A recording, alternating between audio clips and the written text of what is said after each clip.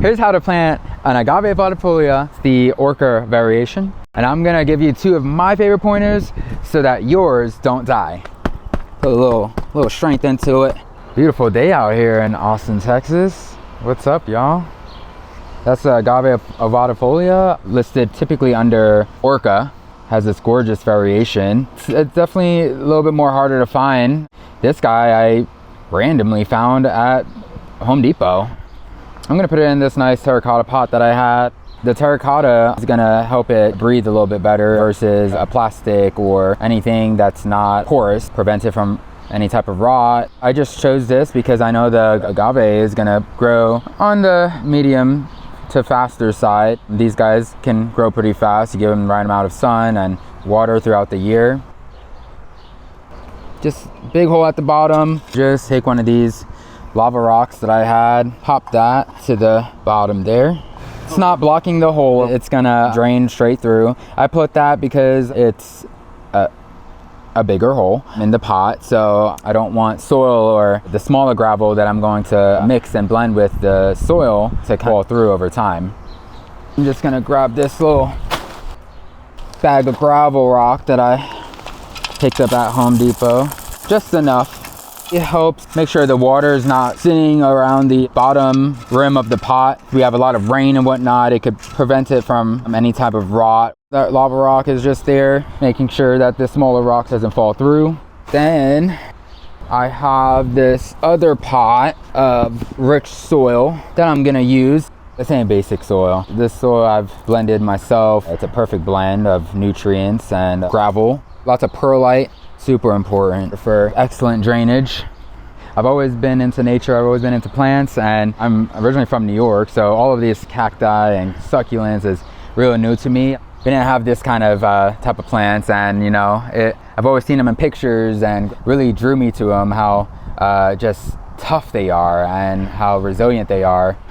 It's getting hot out here. I'm telling you, that humidity will get you. So there we go, so we got that going there. Let's take this out of the pot here.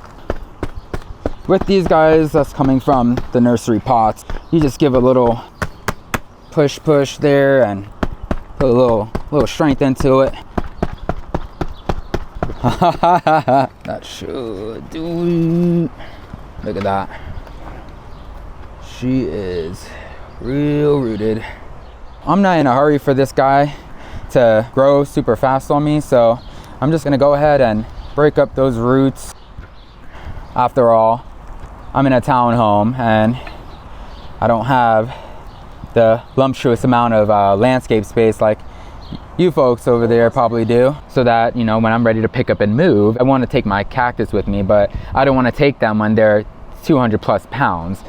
Chopping these roots is going to help slow the growth. All right, fiskars, I love fiskars. Just whack at these roots. It's not gonna hurt the plant. I'm not chopping it all the way up to the base. I'm gonna just take out this lump sum right here because I really want to get all this clogged soil loosened up out of here. And maybe with your perennials and your softer plants, I wouldn't go so harsh like what I'm doing here with this agave. But with these agaves, when you're just taking off that bottom roots there coming from a nursery pot, you're fine. That red, that's all new growth. Compare kind of to the old growth up here. All right, guys. So I went ahead and chopped off some of that new roots at the bottom there. Trust me, no harm to the plant. It'll help benefit the plant in getting rooted into that new soil. So there's some old leaves here I'm just pulling out. You want to just get those old leaves out because what that can potentially do is harm the plant. It can hold the moisture that attracts insects, bugs, and the things we don't want. Now that she's in there good, I'm gonna go ahead and backfill her. Oh, it's called backfilling because you're adding soil. Maybe I'm using the wrong terms there, but I'm gonna stick with it right now. Make sure that it's kind of leveled out with the pot a bit, the rim. Squeeze out any air pockets. I don't want it to be pushed down too far. Gravity is gonna do its thing and pull down the plant over time with water. All right, so the last thing I'm gonna go ahead and do here is top dress the plant. Most cacti people, most succulent people will definitely top dress your succulents. You find these guys out in the desert or in the more dry climates, and they have that gravel, that nice natural look to them. A lot of people like to bring that to their pots. And honestly, guys, it's just gonna give it a much cleaner look. See, you can tell the difference. See, dirt, rock.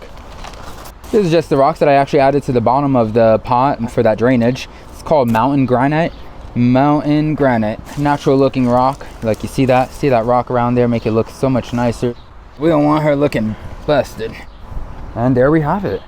She looks real nice in there. Love that terracotta look with the Ovatifolia. Gorgeous, simple, natural, aesthetically pleasing, modern look to your garden. Thanks for sticking with me through that process and give you some pointers during your planting.